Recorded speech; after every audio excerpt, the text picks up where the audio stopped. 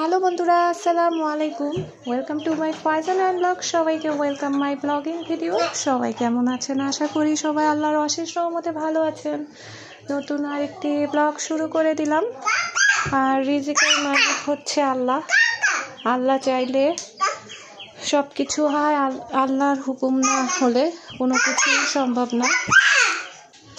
যার যার রিজিক নিয়ে সেই দুনিয়াতে আসে। আর এতিমের রিজিকের নজর দিয়ে কোনো লাভ নাই। এতিমের রিজিক আল্লাহর তরফ থেকেই আসে।